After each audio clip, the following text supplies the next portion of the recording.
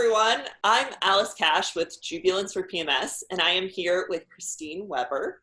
Kristine is a leading world authority on the neuroscientific benefits of slow, mindful yoga and an advocate for the use of these practices as an integral part of the solution to the healthcare crisis. She is leading the charge to get slow, mindful practices to people who desperately need them through her Subtle Yoga Revolution series of online courses and trainings for yoga teachers, which have been praised by thousands all over the world.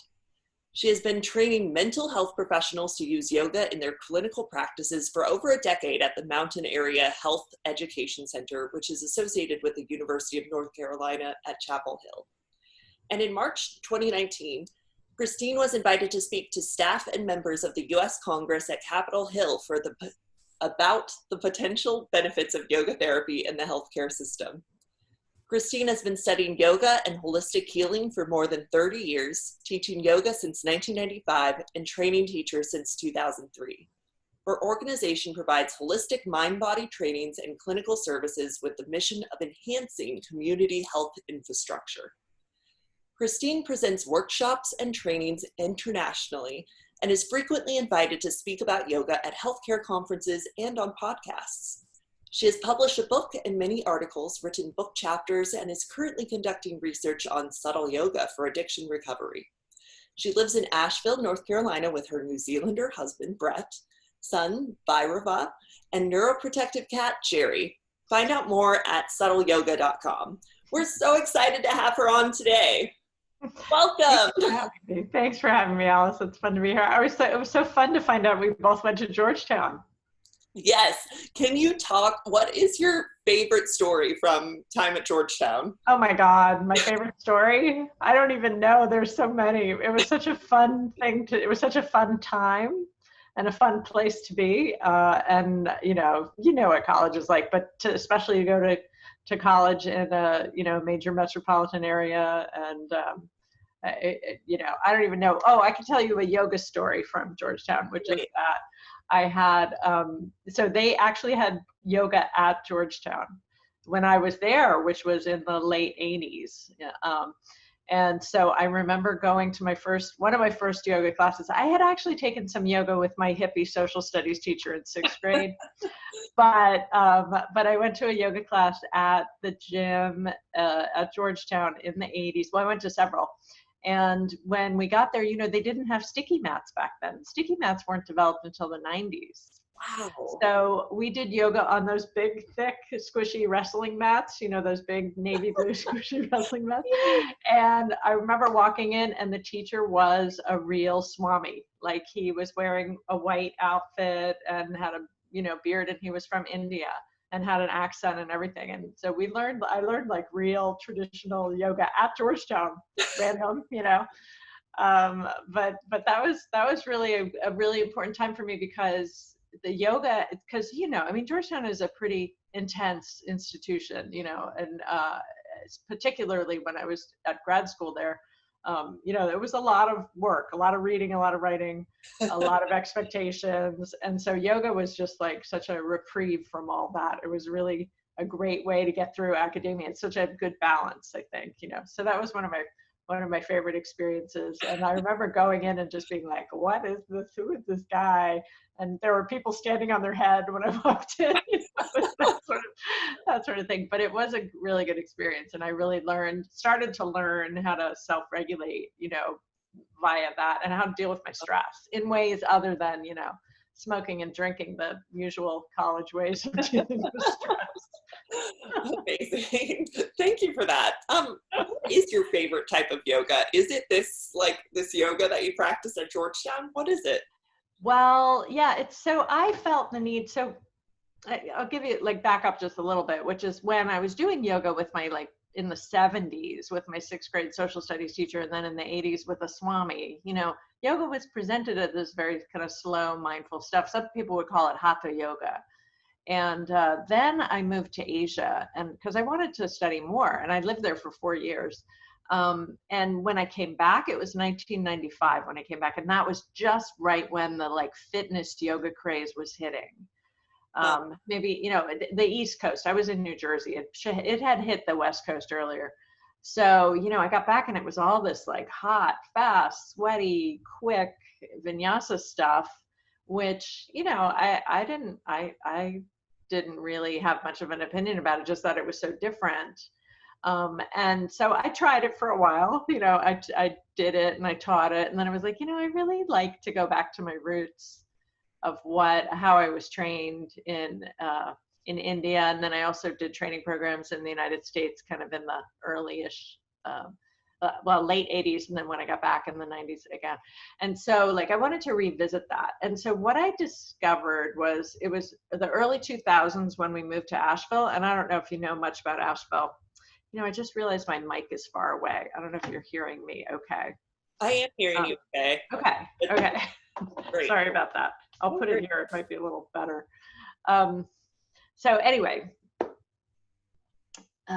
we moved to Asheville around 2001. And when I got here, Asheville, I don't know if you know much about Asheville, but Asheville is sort of like the Sedona of the East. It's sort of like the really groovy place of the Southeast, so it was full of yoga teachers and yoga studios and stuff. And I got here and I was like, I'm just teaching my usual thing, which was slow mindful yoga, but everybody wanted the hot, fast fitness stuff. And I had a big problem because I was like, well, nobody's coming to my classes because they think it's a waste of time. And I have no way of explaining the value of this stuff. I love doing it myself, but I had no idea about why it was good for you. And that kind of started me on a journey of starting to look into the neuroscientific benefits of yoga. And really, we only have, it's only been the past 10, maybe 15 years that research studies have been released about the benefits of yoga. And mostly they're looking at slow mindful practices, they're not looking at the hot, fast stuff. Although there are some studies on that, but I really was trying to hone in on mind-body research, meditation research, pranayama, breathing exercise research, and slow movement research, and then look at, well, what is the benefit? Like, what is the particular about these practices that is different than cardiovascular exercise? Because we all know how great cardiovascular exercise is for us, right? That's been hammered into us since 1969, when Dr. Kenneth Cooper came out with a book called The Aerobics Revolution, and like everybody went nuts and started doing aerobics, So we've had that information for 50 years, more than 50 years. But information about like mindfulness and mindfulness in the body, that is more recent. And really it has emerged with the emergence of functional MRIs, and being able to look at the brain and see changes that are being made through mindfulness practices. And then the mindful movement in the body, that's sort of even a newer iteration of the research. So this is very cutting edge stuff, but what I like to emphasize for folks is that there's a difference. Over here is your cardiovascular exercise, and yeah, we all know that's so important for you. Over here is your slow mindful movement, and you probably don't know why it's so important for you and why it's so, right? No. Why is that important? Like, why isn't that just a waste of my time? Most people are like, I don't know why that's important. Well, it's important because of it creates better what's called map differentiation in the brain. And so you have these different places in your brain that have maps of your body. And as you do slow mindful practices, those maps start getting more refined, more specific, more elaborate. And that confers numerous health benefits, including increasing what's called vagal tone. That means the function of your vagus nerve, which is the largest nerve of your parasympathetic nervous system. It also increases the gray matter in parts of the brain, the insular cortex, and some other parts that are mapping to how do I feel in my body. And when you know how you feel in your body, you start to develop a deeper sense of your identity and self, right? And how important that is. We all know how important it is to develop a sense of self. And, there are researchers that are saying that at the heart of many chronic illnesses lies this inability to understand what's going on in your body, or what's called poor interoception. And so as you develop these skills of knowing what's going on in your body, which you do by slow mindful movement, as you develop these more refined maps, you start to have a greater sense of yourself, a greater sense of like, I don't feel so good in this emotional situation. I'm going to ruin myself, or my body doesn't feel so good right now. I need to eat something better, or I need to do some, take a walk, or I need to do something to make my body feel better. So you start to cultivate healthier habits because you're aware of how you feel. And so this is such an important skill set. We don't teach it to children. We don't teach it in schools. Everybody's like, oh, hard exercise and do some academics, but like, you deal with your stress, just drink some wine and watch Netflix. Well, no, we don't teach people how to actually change their nervous system. And that's what this practice can do. So you asked me what my favorite yoga is. My favorite yoga by far is slow mindful yoga, because I can go for a walk, I can go jogging, I can go to the gym, I can get all my cardio stuff done in way, and I could do fast yoga for that too. But I prefer to use my yoga practice as a way to get to know myself better, because I realize, I understand the science behind how that is going to be helpful for longevity. Wow, that's so interesting. And I was reading an article of yours on Medium, I believe, and you were talking about Innercise and this idea of like doing yoga to create a sort of resilience in your body. Can you talk a little bit about that and the difference between exercising yoga and this Innercise that you've found and created? Yeah, I love to use those terms because everybody knows about exercise. It's kind of like what I was just talking about. Like, everybody knows about exercise. It's so important. It's a little bit, the statistics are a little disappointing, I have to say, because even though we all know exercise is so important, only 1 out of 5 Americans actually engages in any exercise, including like taking a walk down the street. So like, even though the folks and certainly the folks watching this will probably all know about exercise, a lot of people don't exercise. So but that's another story. But then the other side of exercise is what I like to call Innercise. And so Innercise, yes, I talk about it in terms of building nervous system resilience because of all those things I just mentioned. The MAP differentiation in the brain, more stimulation and more gray matter in the insular cortex. And then, the connections that get made, the feedback loops, the neural networks that get created because you're paying attention, you're using this mindful awareness to know what's going on in your body, to pay attention to the signals from your body. And that really is affected through its slow movement that does that. Of course, like meditation is really good for that too, but it's when you move fast, you miss it because you're just paying attention to like balancing and, like trying to do the thing that you're doing. You're paying attention to that, which is in the realm of what's called proprioception and the vestibular system. But interoception, these are very slow receptors that go from your body up to your brain. Interoception is like, how do I feel inside? Am I tuned into that?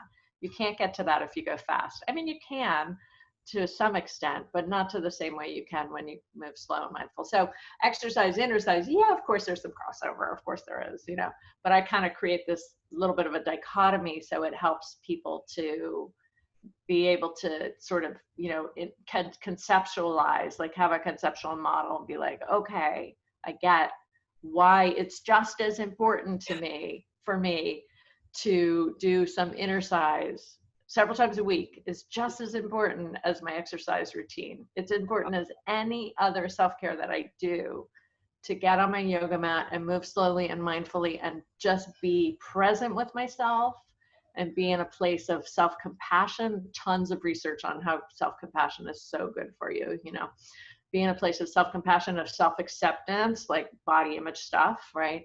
And just enjoying the sensations of slow, gentle movement, that confers just as many health benefits. In my opinion, we don't have as much data on that, but I think we're going to see heaps of it coming out in the future. It confers just as much benefit as the exercise, and they're different things we need to do for self-care. And I think that's a big talking point right now, self-care. That's something that we especially need to work on right now during COVID, during quarantine. Can you talk about your clients? Have they been using subtle yoga to feel better, to relieve stress? What can we all be doing during COVID? Yeah, it's such a good question. So I will say with a little bit of I feel really honored and really grateful that my students are really into yoga, into subtle yoga have been really into it during COVID, during the shutdown. And so many amazing, grateful comments. So I have two online communities. One is my subtle yoga community where I provide weekly, like little tidbits. It's totally free. It's called Subtle Yoga Community. Anybody can join on Facebook. And I provide little like weekly short 5 to 10 minute practices that anybody can do anytime. And then my second community is called the Subtle Yoga Resilience Society. And that's also, it's kind of, I'm smiling because I think it's such a funny name, but we had fun coming up with that name, the society. The Subtle Yoga Resilience Society is also an online group. And that is a membership community where we charge $37 a month, and then folks get one full yoga practice every week. That also includes breathing practices and meditation practices. Oh, great. So we release those videos every week. They're live streamed. You can watch them and then they're kept up there. You can watch them as many times as you want.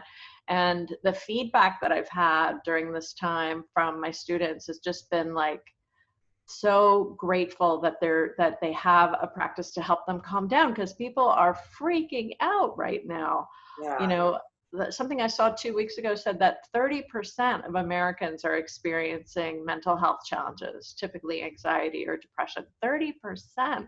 So we need to help people with strategies, and the strategies are not simply cognitive, like, oh, just reframe that or think about it differently. Like, you feel fear in your body. So you have to have ways to release those fear and tension patterns from the body. And that's one of the things that I've focused on for more than 10 years now in helping to train mental health professionals in reducing, helping people to reduce the fear patterns, the tension patterns, the anxiety patterns. Because if we don't address that, we can't, walk around. We're not just front brains. We're not just heads. We're bodies, and it's your body where you experience the discomfort. So we have to address the body in the equation. It can't just be a mental exercise. Can you talk about how you came to that? This realization of needing to address this inner self and starting subtle yoga. How did it come about? Yeah. So, well, I think I mentioned it a little bit, that I was trying to, I was trying to differentiate from all the exercise stuff. But really the way that it came about, it was very personal. When I was in high school and college, to some extent, I suffered from disordered eating, behavioral addictions. And when I had little yoga, I had my Swami at Georgetown and stuff, but it was really when I went to Asia, when I went and lived in Asia, and I was there for 4 years from 1991 to 1996. Where No, were you there? 1992. 1991 to 1995, I was in Asia. So when I went to Asia, that's when things shifted for me, and I found yoga at that time. Like, I found I was like going to ashrams in India. I found really traditional yoga teachers in Japan. I mean, I found people everywhere I went. And what they taught me was this idea that, first of all, I'm not my body. That's part of who I am, but it's not the entirety of who I am. So I started to be able to peel away some of those American cultural ideas that were so heavily imposed upon women of my generation, and even more so on my mother's generation, like the Betty Draper generation. They really got that stuff, but my generation also got it, and I think it's still present, but I think it's not as, with the body positive movement, it hasn't been as as insane as it was. So I had internalized that cultural stuff, and felt like I was there.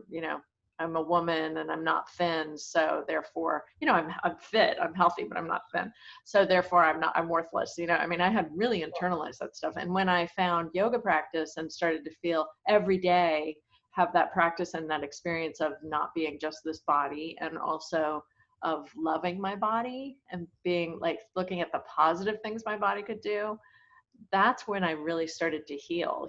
I had done a lot of psychotherapy, And it was wonderful and very helpful, but it was really yoga that shifted the image of my body. It shifted my body image, it shifted my experience of my body. Wow. And so, I had that very personal experience. And then when I was back in the States, I met and married a wonderful man who later became a psychotherapist.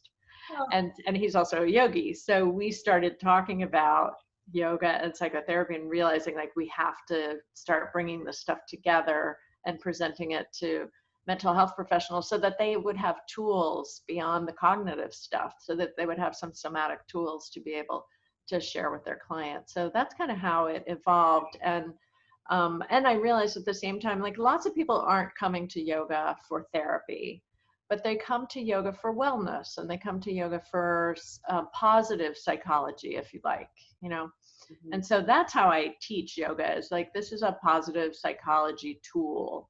And it doesn't mean that you're looking to solve any kind of mental health problems, although it may be helpful for that. But really what it's going to do is help you optimize your mental health and your physical health, Wow. Can you talk about going to Congress and talking about how yoga and subtle yoga specifically could help with mental health? Yeah, so we got to present to the Integrative Health Wellness Caucus, I think it's called. I can't remember the name of the caucus, but I was working with a group called the Integrative Health Policy Consortium.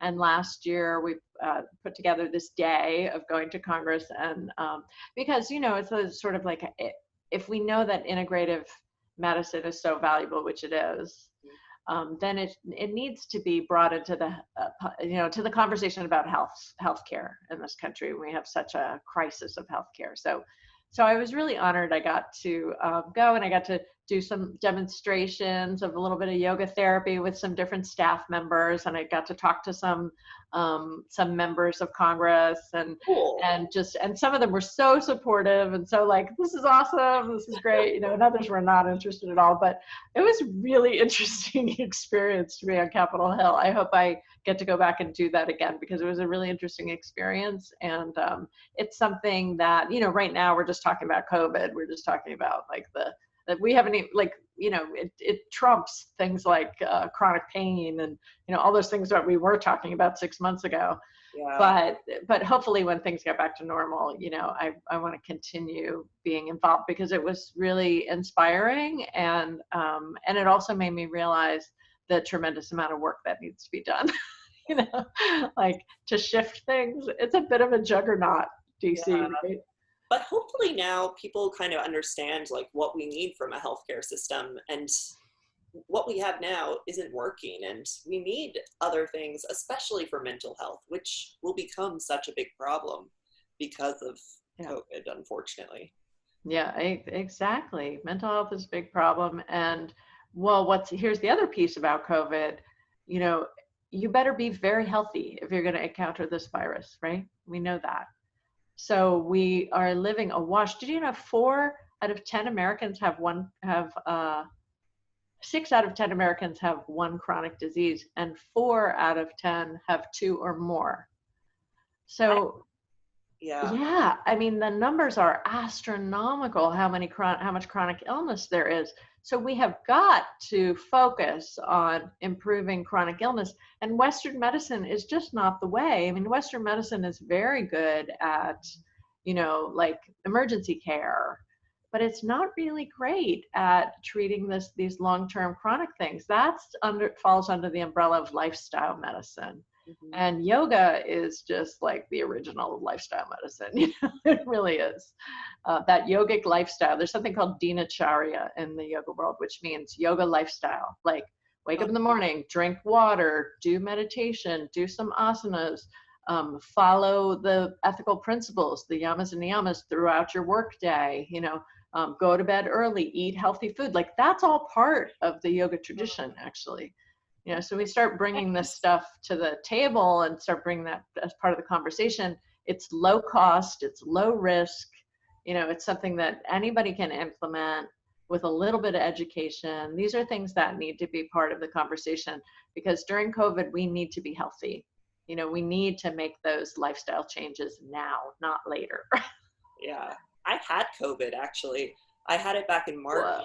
and I was training for like a marathon right beforehand, and I was knocked out for 6 weeks. I'm like a Oh healthy girl in her my God. 20s, and like you have to be healthy in order to fight it. Like to have it for 6 weeks, pretty I terrible. don't think I've met anybody and talked to them. No, I do know one person who's Really? had it actually. Yeah, Yeah. yeah. You're the second person I've met. New York, you throw a ball and you can hit someone who's had it, which is Everybody, really yeah. terrible. But yeah, everyone Were knows you someone. in the hospital? I was for a little bit, then I got to go home. So That must have been terrifying for your family. yeah, it was pretty awful. Yeah. But what's And so how are amazing? you feeling now? Are you feeling better? I Do you feel still feel okay. it? I it took me a long time to get back to my stamina. I'm still not what I was, but I bought a stationary bike and like that's helped with it. But I definitely think like my mental health is an issue still. Um, and so Mm-hmm. like learning about subtle yoga or like different practices to help with stress are have been really helpful during this. Yeah, yeah. Yeah. Oh, wow. Well, I'm Yeah. so glad that you have resources. Yeah, Yeah. Which yeah. is and yeah, I think integrative medicine is incredibly important. So So important. this The has been first thing I did when COVID happened was I started watching my homeopath. My homeopath is Paul Herskew, and he is the leading homeopath in the world on infectious diseases. So I was really fortunate, that I studied with him years ago. And so the first thing I did was read all his blogs and look for the remedies that he was recommending. So I got those remedies. I'm like, okay, if anybody gets it, we're going to start working with homeopathy. And right. we stocked up on vitamin C and resveratrol and vitamin D and all of the things that are supposed to strengthen you. Now, I'm not suggesting that that's going to cure COVID. No.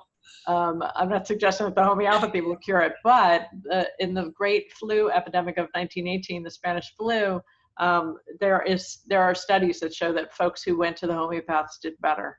Huh. That's so interesting. Yeah, it is interesting. Yeah. So in 10 years time, we'll look back and see, did homeopathy do anything? Because they use it very, very, very regularly in places like Germany and France and India. It was just No, not very common in the United States. it really makes sense though, because with COVID, I had it in March, right? Like I had it before it was declared a pandemic. And they had no idea what to do with me. No Right. clue. And so I talked to a lot of different integrative doctors, and they just like gave me a list of vitamins and different things to try, like no antibiotics because there was nothing. But I really think homeopathic medicine really helped. I was Yeah, like yeah. popping vitamin C like Right. nobody's business. And just to be clear, so that would be called naturopathic medicine, Oh, okay. and supplements, and then or integrative, and then Okay. homeopathic medicine are the little white pills. Oh, I Have you don't ever know what seen that them? is. No. Yeah, it's so homeopathic medicine was very, very popular in the United States before World War II, well, before World War I even. Uh-huh. It was developed by a physician I think he was in Germany, named Samuel Hahnemann. And it's a totally different way of understanding medicine. The idea is it's vibrational, actually. They use a tiny little bit of some kind of a poison or some kind of a substance that Huh. would cause a healing reaction in your body. Oh, interesting. Okay, I didn't try that, but Yeah, it's really not well. What happened was the American Medical Association kind of squashed it.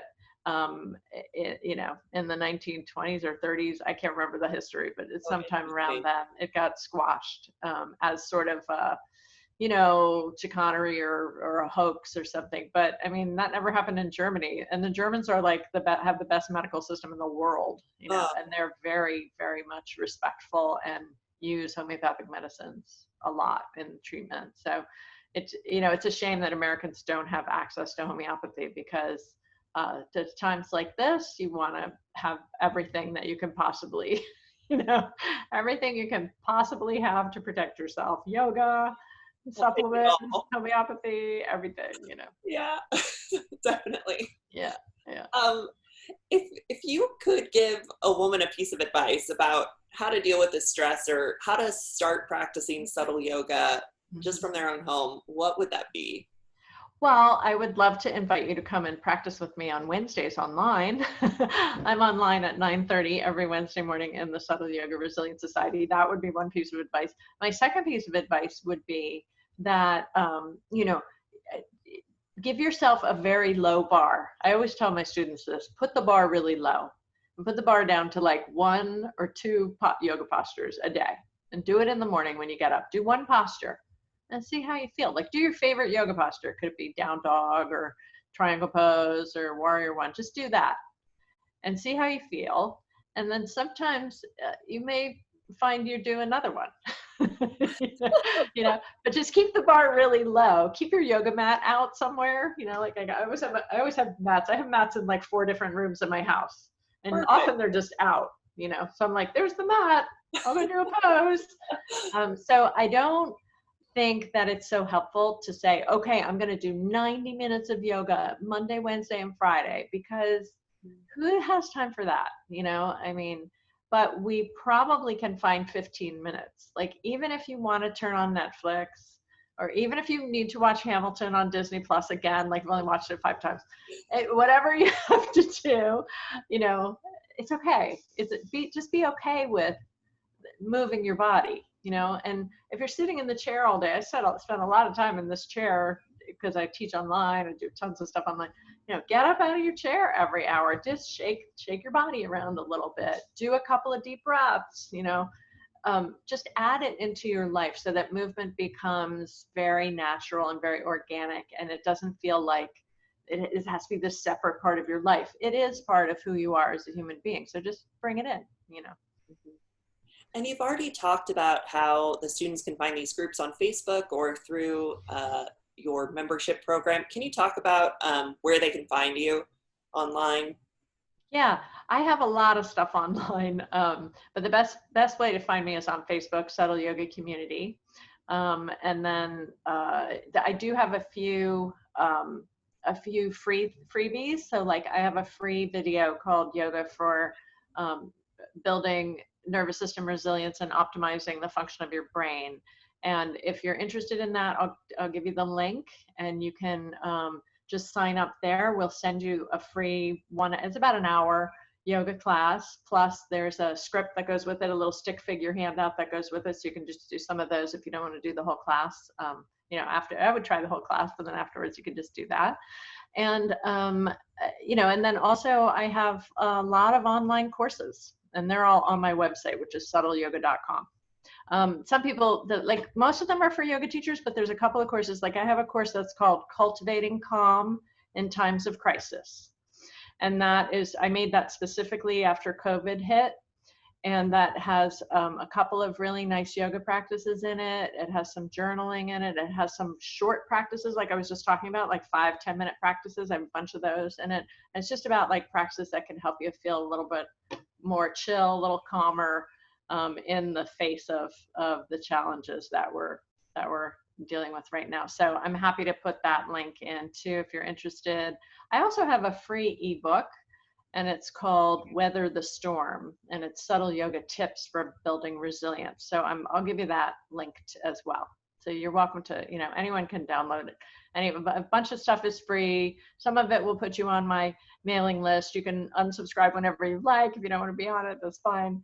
And and then, explore, because I would suggest that developing a wellness routine, a habit of wellness is really essential right now, and just like we were just talking about. So how can you fit in a little bit of time every day where you develop this routine? So that's one of my missions. I'm out there to help folks develop it. I do train yoga teachers, but that's not all I do. I work with the Subtle Yoga Resilience Societies for everyone. Anyone's welcome to join that. Great. Thank you so much, Kristine. And we'll link everything below. So if you want to check out all of the links right below this video, you can check those out here. So thank you. Is there anything else you'd like to add to our listeners? Well, I think what you're doing is great. I want to thank you for having me on. And, because of course, PMS is something that is going to flare up in times of stress, right? So having natural solutions is going to be really important. So thank you for doing this work. And thank you for collaborating with me on this podcast, or is it an interview? I'm not sure. Either way, it's really nice to know that there are people out there doing really important work. So thank you. Yeah. Well, thank you so much for being on, Kristine.